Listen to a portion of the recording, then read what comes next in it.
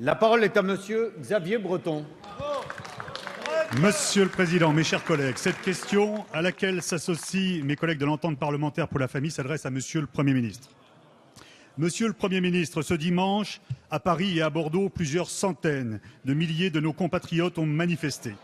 Une nouvelle fois, ces jeunes, allez, ses parents, on n'est pas là pour compter les manifestants. Taisez-vous. Dans le calme, mais avec détermination, pour défendre la famille comme cellule de base de notre société. Rarement, dans notre pays, une cause n'a mobilisé autant de monde et aussi longtemps. Cette manifestation, c'est la voix des Français et des Françaises qui dénoncent l'engrenage implacable qui conduit, on le sait, de la loi Taubira à la légalisation de la PMA pour convenance, puis à la reconnaissance de la GPA. Monsieur le Premier ministre, les Français n'oublient pas votre position en faveur des mères porteuses, quand vous déclariez, il y a seulement quelques mois, je cite, « Contrairement à ce que disent ceux qui sont hostiles à la GPA, je crois que si celle-ci est maîtrisée, elle est acceptable et j'y suis donc favorable. » Fermez les guillemets.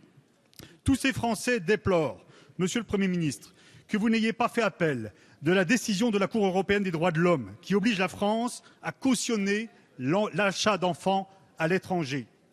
Tous ces Français, Monsieur le Premier ministre, s'indignent que des sociétés étrangères puissent en toute impunité prospecter en France pour proposer le recours à des mères porteuses à l'étranger.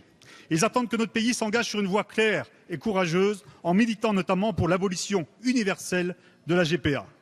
Alors que le projet de loi de finances 2015, on l'a vu, s'attaque de nouveau à notre politique familiale en touchant de plein fouet les familles des classes moyennes et modestes, allez-vous, Monsieur le Premier ministre, revenir sur toutes les mesures anti-famille mises en œuvre par votre gouvernement?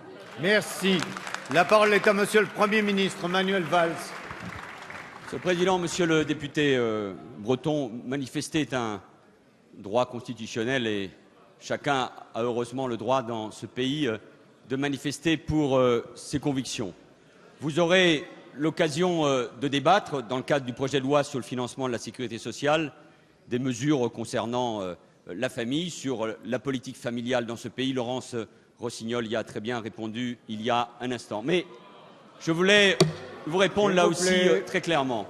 Il ne sert à rien d'entretenir de faux débats et des fantasmes pour des raisons purement politiques. Il ne sert à rien de revenir sur ces sujets-là. La position du Président de la République, du gouvernement est claire. Elle a été réaffirmée il y a un instant pour ce qui concerne la GPA. Et j'ai déjà eu l'occasion de dire ce qu'il fallait en penser pour ce qui concerne la PMA. Nous attendons là aussi un avis tout à fait important.